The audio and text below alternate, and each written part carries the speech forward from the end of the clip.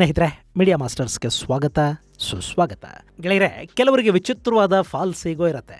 ಅದನ್ನು ನೀವು ತೃಪ್ತಿಪಡಿಸ್ಬಿಟ್ರೆ ಅವ್ರು ನೀವು ಹೇಳೋ ಎಲ್ಲದಕ್ಕೂ ಓಕೆ ಅಂತ ಹೋಗ್ತಾರೆ. ಬೇಕಾದ್ರೆ ಅವ್ರಿಗೊಂದು ಕಪಾಳಕ್ಕೆ ಹೊಡೆದು ಬಿಡಿ, ಆಮೇಲೆ ನಾನು ನಿಮಗೆ ಹಿಂಗೆ ಹೊಡಿಬಾರ್ದಿತ್ತು ಸಾರಿ ಅಂತ ಹೇಳಿ ಅವರು ಆಯಿತು ನಿಮಗೇನು ಬೇಕೋ ಹೇಳಿ ಅದು ನಾವು ಮಾಡಿಕೊಡ್ತೀವಿ ಅಂತ ಹೇಳಿಬಿಡ್ತಾರೆ. ಈಗ ಮಧ್ಯಪ್ರಾಚ್ಯದಲ್ಲಿ ಆಗ್ತಾ ಇರೋದೇ ಅದು. ಇಷ್ಟು ದಿನ ಇಸ್ರೇಲ್ ನಮಗೆ ಹೊಡಿತು, ಇಸ್ರೇಲ್ ನಮ್ಮ ಮೇಲೆ ದಾಳಿ ಮಾಡ್ತು, ಇವತ್ತು ನಾವು, ನಾಳೆ ನೀವು ಅಂತ ಅಲ್ಲಿನ ಎಲ್ಲ ದೇಶಗಳಿಗೆ ಹೇಳ್ತಾ ಕೂತಿದ್ದ ಕತಾರ್ ಈಗ ಇಸ್ರೇಲಿನ ಒಂದೇ ಒಂದು ಸಾರಿಯಿಂದ ಖುಷಿಯಾಗಿ ಹೋಗಿದೆ. ಅಷ್ಟೇ ಅಲ್ಲ, ತನ್ನ ಗಾಜಾ, ಹಮಾಸ್, ಪ್ಯಾಲೆಸ್ತೀನ್ ಎಲ್ಲವನ್ನು ಬಿಟ್ಟು ಅಮೆರಿಕ ಹೆಂಗೆ ಹೇಳಿದರೆ ಹಾಗೆ, ಅಮೆರಿಕ ಹೇಳಿದ್ದನ್ನು ನಾವು ಕೇಳ್ತೀವಿ ಅಂತ ಹೇಳೋದಕ್ಕೆ ಶುರು ಮಾಡಿದೆ. ಇನ್ನು ಅಮೆರಿಕದ ಅಧ್ಯಕ್ಷ ಡೊನಾಲ್ಡ್ ಟ್ರಂಪ್ ತಮ್ಮ ಅತ್ಯದ್ಭುತವಾದ ಗಾಜಾ ಪ್ಲಾನನ್ನು ಬಿಡುಗಡೆ ಮಾಡಿದ್ದಾರೆ. ಅದರ ಪ್ರಕಾರ ಸದ್ಯಕ್ಕೆ ಪ್ಯಾಲೆಸ್ತೀನ್ ದೇಶ ಅನ್ನೋದು ಉದಯ ಆಗೋದಿಲ್ಲ, ಹಾಗೆ ಹಮಾಸ್ ಗಾಜಾನ ಬಿಟ್ಟು ಹೊರಡಬೇಕಾಗತ್ತೆ. ಗಾಜಾದಲ್ಲಿ ಟ್ರಂಪ್ ಅಧ್ಯಕ್ಷತೆಯಲ್ಲಿ ಅಭಿವೃದ್ಧಿಗೊಂದು ಕಮಿಟಿ ರಚನೆ ಮಾಡ್ತಾರೆ. ಆ ನಂತರ ನಿಧಾನವಾಗಿ ಅಲ್ಲಿ ಟ್ರಂಪ್ ಟವರು, ಅಮೆರಿಕದ ಹೋಟೆಲ್ಲು ಇವೆಲ್ಲ ಬರ್ತಾ ಹೋಗುತ್ತವೆ. ಗಾಜಾನ ಅಮೆರಿಕ ಹಾಗೂ ಇಸ್ರೇಲ್ ಎರಡೂ ಸೇರ್ಕೊಂಡು ಹಂಚ್ಕೊಂಡು ತಿನ್ನತ್ವೆ. ಅರಬ್ ದೇಶಗಳು ನೋಡ್ತಾ ಕೂತ್ಕೋಬೇಕಾಗತ್ತೆ. ಮತ್ತು ಈ ಪ್ಲಾನ್ಗೆ ಅರಬ್ ಜಗತ್ತು, ಅಲ್ಲಿನ ಮುಸ್ಲಿಂ ದೇಶಗಳು ಬಹುಪರಾಕ್ ಅಂತ ಹೇಳ್ತಾ ಇವೆ. ಪಾಕಿಸ್ತಾನ ಕೂಡ ಇದು ತುಂಬ ಚೆನ್ನಾಗಿದೆ ಅಂತ ಹೇಳೋದಕ್ಕೆ ಶುರು ಮಾಡಿದೆ. ಇನ್ನು ಈ ಯೋಜನೆ ಹಾಗೆ ಜಾರಿಯಾಗಿ ಮಧ್ಯಪ್ರಾಚ್ಯದಲ್ಲಿ ಶಾಂತಿ ನೆಲೆಸಿದರೆ ಭಾರತಕ್ಕೆ ಅದರಿಂದ ಲಾಭ ಆಗುತ್ತೆ. ಸೊ ಭಾರತ ಕೂಡ ಈ ಪ್ಲಾನ್ ತುಂಬ ಚೆನ್ನಾಗಿದೆ ಅಂತ ಹೇಳಿದೆ. ಇದರ ನಡುವೆನೇ ಈ ಯೋಜನೆ ಯಶಸ್ವಿ ಆಗದೇ ಇದ್ದರೆ ಗಾಜಾನ ಹೆಂಗೆ ಸರಿ ಮಾಡಬೇಕು ಅನ್ನೋದು ನಮಗೆ ಗೊತ್ತಿದೆ, ಅದನ್ನು ನಾವು ಮಾಡ್ತೀವಿ ಅಂತ ನೆತನ್ಯಾಹು ಹಮಾಸ್ಗೆ ಧಮಕಿಯನ್ನು ಕೂಡ ಕೊಟ್ಟಿದ್ದಾರೆ. ಇನ್ನು ಅರಬ್ ಹಾಗೂ ಸುತ್ತಮುತ್ತಲಿನ ಇಸ್ಲಾಮಿಕ್ ದೇಶಗಳು ಟ್ರಂಪ್ ಊದ್ತಾ ಇರೋ ಪುಂಗಿಯ ನಾದಕ್ಕೆ ವಶೀಕರಣಗೊಂಡ ಹಾವುಗಳ ಹಾಗೆ ತಲೆ ಆಡಿಸ್ತಾ ಇವೆ. ಹಾಗಾದರೆ ಏನಾಗ್ತಾ ಇದೆ ಗಾಜಾದಲ್ಲಿ? ಪ್ಯಾಲೆಸ್ತೀನ್ ಪ್ರತ್ಯೇಕ ದೇಶ ಅನ್ನೋದು ಸದ್ಯಕ್ಕೆ ಇಲ್ಲ ಅನ್ನೋದನ್ನು ಅರಬ್ ದೇಶಗಳು ಯಾಕೆ ಒಪ್ಕೊಳ್ತಾ ಇವೆ? ಈ ಯೋಜನೆ ಕಾರ್ಯರೂಪಕ್ಕೆ ಬರೋದಕ್ಕೆ ಇರಾನ್ ಬಿಡುತ್ತಾ? ಟ್ರಂಪ್ ಇಲ್ಲಿ ವಿಶೇಷವಾಗಿ ಪಾಕಿಸ್ತಾನದ ಬಗ್ಗೆ ಹೇಳಿದ್ದೇನು? ಬನ್ನಿ ನೋಡೋಣ.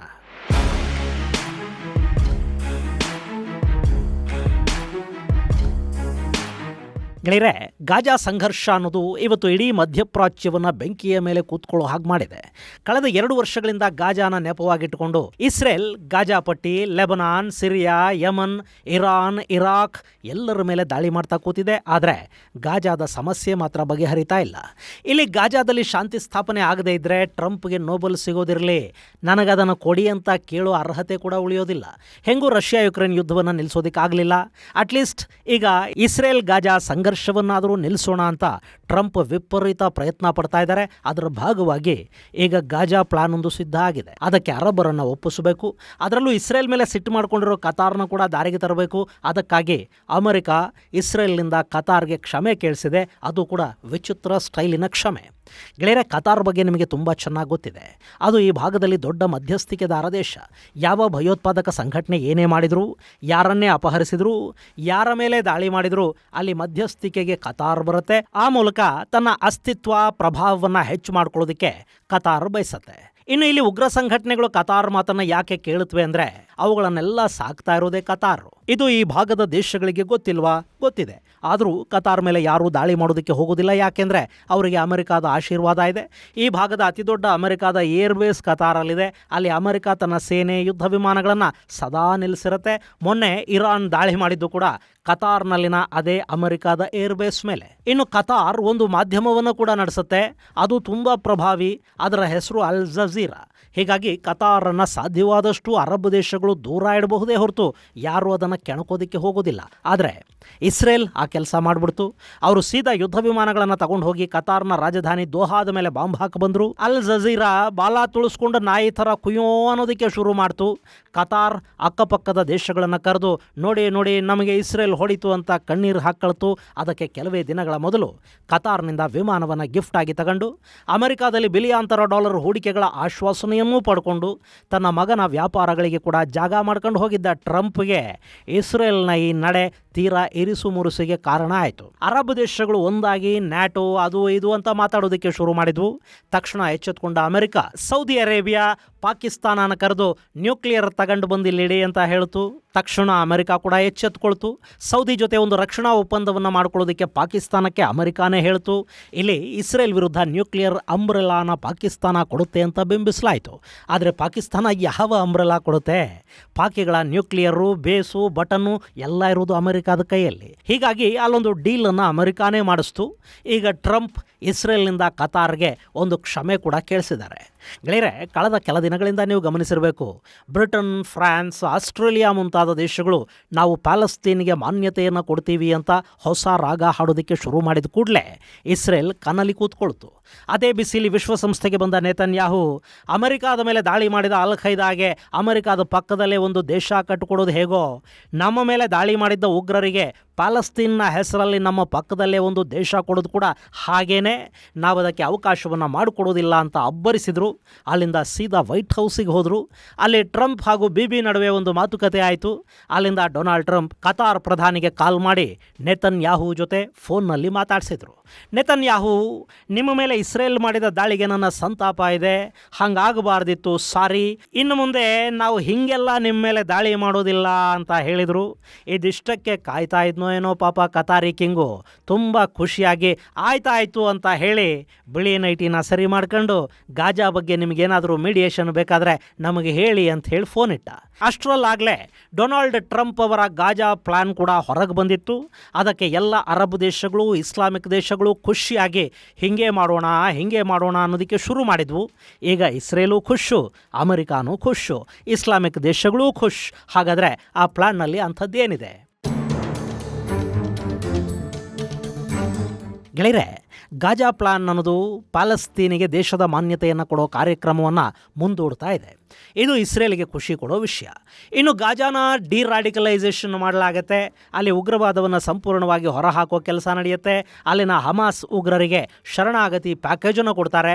ಅವರು ತಮ್ಮ ಹತ್ರ ಇರೋ ಆಯುಧಗಳನ್ನು ಕೆಳಗಿಟ್ಟು ಶರಣಾಗಬಹುದು. ಹಾಗೆ ಮಾಡಿದ ನಂತರ ಅವರಿಗೆ ಬೇಕಿದ್ರೆ ಗಾಜಾ ಬಿಟ್ಟು ಹೋಗೋದಕ್ಕೊಂದು ಸೇಫ್ ಪ್ಯಾಸೇಜನ್ನು ಒದಗಿಸಿಕೊಡ್ಲಾಗತ್ತೆ. ಅವರು ಸಿರಿಯಾಗೋ, ಕತಾರ್ಗೋ, ಸೌದಿಗೋ, ಈಜಿಪ್ಟ್ಗೋ ಅವ್ರಿಗೆ ಯಾರು ಆಶ್ರಯ ಕೊಡ್ತಾರೆ ಅಲ್ಲಿಗೆ ಹೋಗಬಹುದು. ಆಮೇಲೆ ಬೇಕಿದ್ರೆ ಇಸ್ರೇಲು ಸೈಲೆಂಟಾಗಿ ಮೊಸಾದ್ ಮೂಲಕ ಅವರಿಗೆ ಜನ್ನತ್ಗೋ, ಜಹನ್ನಮ್ಗೋ ಟಿಕೆಟನ್ನು ಕೊಡಿಸುತ್ತೆ. ಅಲ್ಲಿವರೆಗೆ ಅವರು ತಮಗಿಷ್ಟ ಬಂದ ದೇಶದಲ್ಲಿ ಸೇಫ್ ಆಗಿರೋದಕ್ಕೆ ಅವಕಾಶವನ್ನು ಮಾಡಿಕೊಡ್ತಾರೆ. ಇಲ್ಲ ನಾವು ಗಾಜಾದಲ್ಲೇ ಇರ್ತೀವಿ ಅಂದರೂ ಕೂಡ ಬೇಡ ಅಂತ ಹೇಳೋದಿಲ್ಲ. ಆದರೆ ಆಯುಧಗಳನ್ನು ಕೆಳಗಿಡಬೇಕು, ಭಯೋತ್ಪಾದನೆಯನ್ನು ಬಿಡಬೇಕು. ಇನ್ನು ಈಗ ಗಾಜಾ ಏನು ಇಸ್ರೇಲಿನ ದಾಳಿಯಲ್ಲಿ ನಾಶ ಆಗಿದೆ ಅದನ್ನು ಪುನರ್ನಿರ್ಮಿಸುವ ಮತ್ತು ಅಲ್ಲಿನ ಜನಕ್ಕೆ ಅನ್ನ, ಔಷಧ, ಇನ್ನಿತರ ಮೂಲಭೂತ ಸೌಕರ್ಯಗಳನ್ನು ಕೊಡುವ ಕೆಲಸವನ್ನು UN ಏಡ್ ಏಜೆನ್ಸಿಗಳು ಮಾಡುತ್ತವೆ. ಇನ್ನೆಲ್ಲ ಅಲ್ಲಿ ಅನುದಾನದ ಮೇಲೆ ನಡೆಯುತ್ತೆ. ಹಾಗೆ ಹಮಾಸ್ ಗಾಜಾನ ಬಿಟ್ಟು ಹೋಗೋ ಮೊದಲು ಇಸ್ರೇಲಿನ ಒತ್ತೆಯಾಳುಗಳನ್ನು ಇಸ್ರೇಲಿಗೆ ಹಸ್ತಾಂತರ ಮಾಡಬೇಕು. ಅದಕ್ಕೆ ಪ್ರತಿಯಾಗಿ ಇಸ್ರೇಲ್ ಬಂಧಿಸಿರುವ ಗಾಜಾದ ಜನರನ್ನು, ಪ್ಯಾಲೆಸ್ತೀನಿಯರನ್ನು ಬಿಡುಗಡೆ ಮಾಡುತ್ತೆ. ಇಷ್ಟಾದ ಮೇಲೆ ಪೀಸ್ ಕಮಿಟಿ ಮಾಡ್ತಾರೆ. ಅದರ ನೇತೃತ್ವವನ್ನು ಟ್ರಂಪ್ ವಹಿಸ್ಕೋತಾರೆ.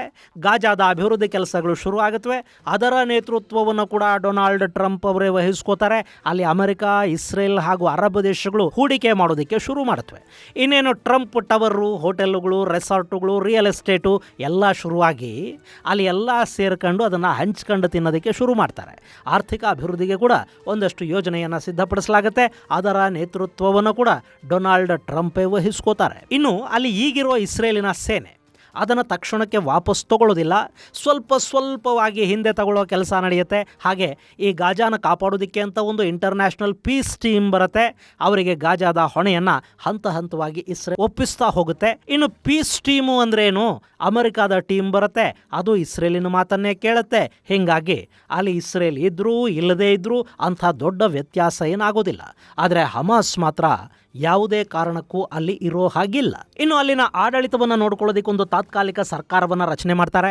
ಆ ಸರ್ಕಾರದಲ್ಲಿ ಹಾಗೆ ಮುಂದೆ ಕೂಡ ಗಾಜಾದ ಆಡಳಿತದಲ್ಲಿ ಹಮಾಸ್ ಕಾರ್ಯಕರ್ತರಿಗೆ ಯಾವ ಜಾಗನೂ ಇರೋದಿಲ್ಲ. ಹಮಾಸ್ ತನ್ನ ಸೇನಾ ನೆಲೆಗಳು ಹಾಗೂ ಅಲ್ಲಿನ ಆಯುಧಗಳು ಎಲ್ಲವನ್ನು ಜಾಗತಿಕ ಶಾಂತಿ ಪಾಲನಾ ಪಡೆಗೆ ಒಪ್ಪಿಸಬೇಕಾಗತ್ತೆ. ಇನ್ನು ಗಾಜಾದಲ್ಲಿ ಹಮಾಸ್ ಅನ್ನೋದು ಸಂಪೂರ್ಣ ನಾಶ ಆಗಿ ಅವರಲ್ಲಿನ ಅಧಿಕಾರವನ್ನು ಕೈಬಿಟ್ಟು ಅಲ್ಲೊಂದು ಪ್ರತ್ಯೇಕ ಆಡಳಿತ ಶುರುವಾಗಿ ಶಾಂತಿ ನೆಲೆಸಿದ ನಂತರ ಅದೆಲ್ಲವನ್ನು ಖಚಿತಪಡಿಸ್ಕೊಂಡು ಆಮೇಲೆ ಪ್ಯಾಲೆಸ್ತೀನಿಗೆ ಪ್ರತ್ಯೇಕ ದೇಶದ ಮಾನ್ಯತೆಯನ್ನು ಕೊಡಲಾಗುತ್ತೆ. ಅಲ್ಲಿವರೆಗೆ ಪ್ಯಾಲೆಸ್ತೀನಿಗಳಿಗೆ ಏನೂ ಇಲ್ಲ. ಇದು ಟ್ರಂಪ್ ಮುಂದಿಡ್ತಿರೋ ಗಾಜಾ ಡೀಲು. ಮಜಾ ಏನು ಗೊತ್ತಾ? ಇದನ್ನು ಒಪ್ಪದೇ ಇರೋದಕ್ಕೆ ಇಸ್ರೇಲಿಗೆ ಕಾರಣನೇ ಇಲ್ಲ. ಹೀಗಾಗಿ ಅವರು ಈ ಡೀಲನ್ನು ಹಮಾಸ್ ಒಪ್ಪದೇ ಇದ್ರೆ ನಾವು ನಮ್ಮ ಕೆಲಸ ಮಾಡಿ ಮುಗಿಸ್ತೀವಿ ಅಂತ ಧಮಕಿ ಕೊಡೋದಕ್ಕೆ ಶುರು ಮಾಡಿದ್ದಾರೆ. ಇನ್ನು ಅಲ್ಲಿನ ಅರಬ್ ದೇಶಗಳು ಇಷ್ಟು ದಿನ ಏನೆಲ್ಲ ಹೇಳ್ತಾ ಇದ್ವು ಅದು ಯಾವುದೂ ಕೂಡ ಇಲ್ಲಿ ಈಡೇರ್ತಾ ಇಲ್ಲ. ಪ್ಯಾಲೆಸ್ತೀನಿಗೆ ಮಾನ್ಯತೆಯೂ ಸಿಗ್ತಾ ಇಲ್ಲ. ಆದರೂ ಟ್ರಂಪ್ ಡೀಲ್ ಅವರೆಲ್ಲರಿಗೆ ಖುಷಿ ಕೊಟ್ಟಿದೆ. ಅದನ್ನು ಒಪ್ಪದೆ ಅವರಿಗೆ ಸದ್ಯಕ್ಕೆ ಬೇರೆ ದಾರಿ ಇಲ್ಲ. ಯಾಕೆಂದರೆ ಯಾವುದಾದ್ರೂ ಒಂದನ್ನಲ್ಲಿ ಒಪ್ಪಲೇಬೇಕು, ತಗ್ಗಬೇಕು, ಬಗ್ಗಬೇಕು. ಇಲ್ಲದೇ ಇದ್ದರೆ ಈ ಸಮಸ್ಯೆ ಬಗೆಹರಿಯೋದಿಲ್ಲ. ಅರಬ್ ನೆಲ ಸಂಘರ್ಷ ಪೀಡಿತವಾಗೇ ಇದ್ದರೆ ಅರಬ್ ದೇಶಗಳ ವ್ಯಾಪಾರ ಹೂಡಿಕೆಗಳಿಗೆ ಸಮಸ್ಯೆ ಆಗುತ್ತೆ. ಸೊ ಅವರು ಟ್ರಂಪ್ಗೆ ಜೈ ಅನ್ನೋದಕ್ಕೆ ಶುರು ಮಾಡಿದ್ದಾರೆ. Qatar, Egypt, Jordan, Saudi, Turkey, Indonesia ಹೀಗೆ ಪ್ರಭಾವಿ ಇಸ್ಲಾಮಿಕ್ ದೇಶಗಳು ಈ ಡೀಲನ್ನು ಒಪ್ತಾ ಇವೆ. ಇನ್ನು ಇಂಡೋನೇಷ್ಯಾ ಅಂತೂ ಮೊನ್ನೆ ವಿಶ್ವಸಂಸ್ಥೆಯಲ್ಲಿ ಹೊಸ ಸಲಹೆಯೊಂದನ್ನು ಕೊಡ್ತು. ನಾವು ಇಸ್ರೇಲ್ಗೂ ಮಾನ್ಯತೆ ಕೊಡೋಣ, ಪ್ಯಾಲೆಸ್ತೀನ್ಗೂ ಮಾನ್ಯತೆ ಕೊಡೋಣ, ಎಲ್ಲ ಇಸ್ಲಾಮಿಕ್ ದೇಶಗಳು ಸೇರಿ ಇಸ್ರೇಲ್ ಭದ್ರತೆಗೆ ಭರವಸೆ ಕೊಡೋಣ, ಒಂದಷ್ಟು ವ್ಯವಸ್ಥೆಗಳನ್ನು ಮಾಡೋಣ. ಹಾಗೆ ಮಾಡದೇ ಇದ್ದರೆ ಮಧ್ಯಪ್ರಾಚ್ಯದ ಸಮಸ್ಯೆ ಬಗೆಹರಿಯೋದಿಲ್ಲ, ಅಲ್ಲೊಂದು ವಿಶ್ವಾಸ ಮೂಡೋದಿಲ್ಲ ಅಂತ ಇಂಡೋನೇಷ್ಯಾದ ಪ್ರಧಾನಿ ತಮ್ಮ ವಿಶ್ವಸಂಸ್ಥೆಯ ಭಾಷಣದಲ್ಲಿ ಹೇಳಿದರು. ಇಸ್ರೇಲಿಗೆ ಅವರು ಇನ್ನೇನು ಭದ್ರತೆ ಕೊಡ್ತಾರೆ? ಗಾಜಾದಲ್ಲಿ, ಪ್ಯಾಲೆಸ್ತೀನ್ನಲ್ಲಿ, ಅಕ್ಕಪಕ್ಕದ ಇಸ್ಲಾಮಿಕ್ ದೇಶಗಳಲ್ಲಿ ಭಯೋತ್ಪಾದನೆ ಇಲ್ಲದ ಹಾಗೆ ಇವರು ನೋಡ್ಕೊಂಡು ಬಿಟ್ರೆ, ಉಗ್ರರಿಗೆ ಫಂಡಿಂಗನ್ನು ನಿಲ್ಲಿಸಿದರೆ ಅಷ್ಟು ಸಾಕು. ಇನ್ನು ಪಾಕಿಸ್ತಾನ ಕೂಡ ಇದನ್ನು ಒಪ್ಪಿದೆ. ಅವರು ಮೊದಲಿಂದಲೂ ಈ ಯೋಜನೆಯಲ್ಲಿ ಭಾಗಿಯಾಗಿದ್ದಾರೆ ಅಂತ ಟ್ರಂಪ್ ಹೇಳಿದ್ದಾರೆ. ಆ ಮೂಲಕ ಪಾಕಿಸ್ತಾನಿ ಆಡಳಿತದ ಬಗ್ಗೆ ಪಾಕಲ್ಲಿನ ಮತಾಂಧರು ಸಿಟ್ಟು ಮಾಡಿಕೊಳ್ಳೋದಕ್ಕೆ ಏನು ಬೇಕೋ ಅದನ್ನು ಟ್ರಂಪ್ ಮಾಡಿಟ್ಟಿದ್ದಾರೆ. ಯಾಕೆಂದರೆ ಪಾಕಿಸ್ತಾನ ಒಂದೇ ಅಲ್ಲ, ಜಗತ್ತಿನ ಎಲ್ಲ ಮತಾಂಧರು ಇಸ್ರೇಲನ್ನು ದ್ವೇಷ ಮಾಡ್ತಾರೆ. ಅದರಲ್ಲೂ ಪಾಕಿಸ್ತಾನದಲ್ಲಿ ಪಠ್ಯಪುಸ್ತಕಗಳಲ್ಲಿ ಕೂಡ ಇಸ್ರೇಲ್ ಹಾಗೂ ಭಾರತಗಳ ಮೇಲೆ ದ್ವೇಷದ ವಿಷವನ್ನು ತುಂಬಿನೇ ಅಲ್ಲಿನ ಮಕ್ಕಳನ್ನು ಸಿದ್ಧಪಡಿಸ್ತಾ ಇರ್ತಾರೆ. ಹೀಗಿರುವಾಗ ಪ್ಯಾಲೆಸ್ತೀನ್ನ ರಚನೆ ಇಲ್ಲದೆ ಹಮಾಸನ್ನು ನಾಶ ಮಾಡೋ ಪ್ಲಾನಿಗೆ ಪಾಕಿಸ್ತಾನ ಒಪ್ಪಿಬಿಟ್ರೆ ಅಲ್ಲಿನ ಮತಾಂಧ ಶಕ್ತಿಗಳು ಖಂಡಿತ ಪಾಕಿ ಆಡಳಿತದ ಮೇಲೆ ಮುರ್ಕೊಂಡು ಬೀಳುತ್ತವೆ. ಅದನ್ನು ಟ್ರಂಪ್ ಮಾಡಿಟ್ಟಿದ್ದಾರೆ. ಇನ್ನು ಈ ಭಿಕಾರಿಗಳಿಗೂ ಬೇರೆ ದಾರಿ ಏನಿದೆ?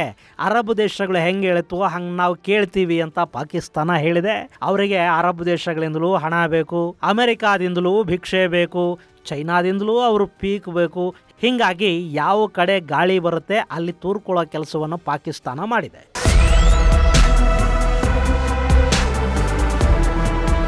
ಇಷ್ಟು ಬಿಟ್ಟರೆ ಇನ್ನು ಪಾಕಿಗಳಿಗೂ ಇಸ್ರೇಲ್ಗೂ ಏನು ಸಂಬಂಧ?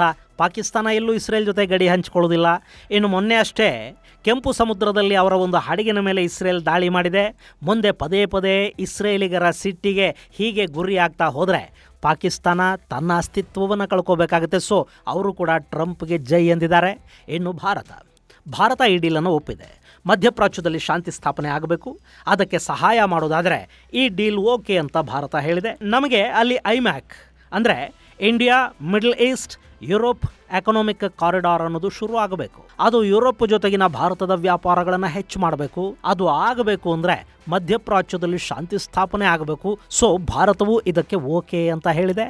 ಆದರೆ ಈ ಡೀಲನ್ನು ಹಮಾಸ್ ಒಪ್ಪುತ್ತಾ? ಗಾಜಾನ ಸಂಪೂರ್ಣವಾಗಿ ಬಿಟ್ಟು ಹೋಗೋದಕ್ಕೆ ಅವರು ಸಿದ್ಧ ಆಗ್ತಾರಾ? ಅವ್ರ ಶಕ್ತಿ ಇವತ್ತು ಕಡಿಮೆ ಅನ್ನಿಸಬಹುದು, ನಾಯಕತ್ವ ಇಲ್ಲದೆ ಇರೋದ್ರಿಂದ ಅವರು ಸ್ವಲ್ಪ ತಣ್ಣಗೂ ಆಗಿದ್ದಂತೆ ಕಾಣಬಹುದು. ಆದರೆ ಈ ಡೀಲನ್ನು ಹಮಾಸ್ ಒಪ್ಪೋದಕ್ಕೆ ಇರಾನ್ ಬಿಡುತ್ತಾ? ಯಾಕೆಂದರೆ ಮಧ್ಯಪ್ರಾಚ್ಯದ ಮುಸ್ಲಿಂ ದೇಶಗಳು ಹಾಗೂ ಯಹೂದ್ಯರ ನಾಡು ಇಸ್ರೇಲ್ ಒಂದಾದರೆ ಇರಾನಿನ ಶಕ್ತಿ ಅಲ್ಲಿ ಕಡಿಮೆ ಆಗುತ್ತೆ. ಹೀಗಾಗಿ ಆ ನೆಲ ಯಾವಾಗಲೂ ಸಂಘರ್ಷ ಪೀಡಿತವಾಗೇ ಇರಬೇಕು ಅಂತ ಬಯಸೋದು ಇರಾನ್. ಇಲ್ಲಿ ಇಸ್ರೇಲ್ ಪ್ಯಾಲೆಸ್ತೀನ್ ಸಂಘರ್ಷ ಇರಬೇಕು. ಸೌದಿ ಅರೇಬಿಯಾ ಏನೂ ಮಾಡದ ಸ್ಥಿತಿಯಲ್ಲಿ, ಏನೂ ಮಾಡೋದಕ್ಕೆ ಸಾಧ್ಯವಾಗದೆ ಕೈ ಹಿಸುಕೊಳ್ತಾ ಕೂತ್ಕೋಬೇಕು. ಆಗ ಇರಾನ್ ತನ್ನನ್ನು ತಾನು ಮುಸ್ಲಿಂ ಜಗತ್ತಿನ ನಾಯಕನನ್ನಾಗಿ ಯಹೂದಿಗಳ ವಿರುದ್ಧ ಬಿಂಬಿಸ್ಕೊಳ್ತಾ ಮಧ್ಯಪ್ರಾಚ್ಯದಲ್ಲಿ ತನ್ನ ಪ್ರಾಕ್ಸಿಗಳ ಮೂಲಕ ಪ್ರಾಬಲ್ಯವನ್ನು ಸಾಧಿಸೋದಕ್ಕೆ ಸಾಧ್ಯ ಆಗುತ್ತೆ. ಅಷ್ಟೇ ಅಲ್ಲ, ಅರಬ್ ದೇಶಗಳ ದೊರೆಗಳು ಅಮೆರಿಕಾದ ಬಾಲಬಡಕರಾಗಿದ್ದಾರೆ. ಅವರು ತಮ್ಮ ಸ್ವಾರ್ಥಕ್ಕಾಗಿ ಇಸ್ಲಾಮಿನ ಹಿತಾಸಕ್ತಿಗಳನ್ನೇ ಬಲಿ ಕೊಡ್ತಾ ಇದ್ದಾರೆ ಅಂತ ಪ್ರಚಾರ ಮಾಡ್ತಾ ನಾಳೆ ಅರಬ್ ದೇಶಗಳಲ್ಲಿ ರಾಜ ಆಡಳಿತದ ವಿರುದ್ಧ ಮತ್ತೊಂದು ಇಸ್ಲಾಮಿಕ್ ಕ್ರಾಂತಿ, ಮತ್ತೊಂದು ಅರಬ್ ಸ್ಪ್ರಿಂಗನ್ನು ಎಬ್ಬಿಸಬೇಕು ಅಂತ ಕೂಡ ಇರಾನ್ ಪ್ರಯತ್ನ ಪಡ್ತಾ ಇದೆ. ಅದು ಸಾಧ್ಯ ಆಗಬೇಕು ಅಂದರೆ ಮಧ್ಯಪ್ರಾಚ್ಯ ಸದಾ ಧಗಧಗಿಸ್ತಲೇ ಇರಬೇಕು. ಇಸ್ರೇಲ್ ಜೊತೆ ಮುಸ್ಲಿಮರ ಯುದ್ಧ ನಡೀತಾ ಇರಬೇಕು. ಹೀಗಾಗಿ ಇಲ್ಲೊಂದು ಶಾಂತಿ ನೆಲೆಸೋದಕ್ಕೆ ಇರಾನ್ ಅವಕಾಶವನ್ನು ಕೊಡುತ್ತಾ? ಇದು ಸದ್ಯಕ್ಕೆ ಉತ್ತರ ಸಿಗದ ಪ್ರಶ್ನೆ. ಗೆಳೆಯರೆ, ನಾನು ಕಳೆದ ವಿಡಿಯೋದಲ್ಲಿ ಮಧ್ಯಪ್ರಾಚ್ಯದಲ್ಲಿ ಮತ್ತೊಂದು ಸುತ್ತಿನ ಸಂಘರ್ಷ ಆಗೋ ಬಗ್ಗೆ, ಇರಾನ್ ಮೇಲೆ ಇನ್ನೂ ಒಂದು ಸುತ್ತಿನ ದಾಳಿಗೆ ಇಸ್ರೇಲ್ ಹಾಗೂ ಅಮೆರಿಕಾಗಳು ಮುಂದಾಗೋ ಬಗ್ಗೆ, ಅದಕ್ಕಾಗಿ ಅಮೆರಿಕ, ಪಾಕಿಸ್ತಾನ, ಅಫ್ಘಾನಿಸ್ತಾನಗಳಲ್ಲಿ ಭದ್ರವಾಗಿ ನೆಲೆಯೂರೋದಕ್ಕೆ ಮಾಡ್ತಾ ಇರೋ ಪ್ರಯತ್ನಗಳ ಬಗ್ಗೆ ನಿಮಗೆ ಹೇಳಿದ್ದೆ ಅಲ್ವಾ? ಆ ಸಂಘರ್ಷಕ್ಕೆ ಈ ಗಾಜಾ ಡೀಲ್ ಅನ್ನೋದು ಬೀಜಾಂಕುರ ಅಂಕುರ ಆಗುತ್ತಾ ಅಂತ ಅನ್ನಿಸ್ತಾ ಇದೆ. ನೋಡೋಣ ಮುಂದೇನಾಗುತ್ತೆ ಅಂತ. ಇದು ಗೆಳೆಯರೆ ಡೊನಾಲ್ಡ್ ಟ್ರಂಪ್ ಅವರ ಗಾಜಾ ಪ್ಲಾನು ಹಾಗೂ ಒಂದು ಸುಳ್ಳೆ ಸಾರಿ ಮೂಲಕ ಇಸ್ರೇಲ್ ಈ ಇಡೀ ಆಟವನ್ನು ಗೆದ್ದ ಕಥನ. ಮುಂದಿನ ಸಂಚಿಕೆಯಲ್ಲಿ ಮತ್ತಷ್ಟು ವಿಶೇಷಗಳ ಜೊತೆ ಮತ್ತೆ ಭೇಟಿಯಾಗೋಣ. ಅಲ್ಲಿವರೆಗೆ ಜೈ ಹಿಂದ್, ಜೈ ಕರ್ನಾಟಕ.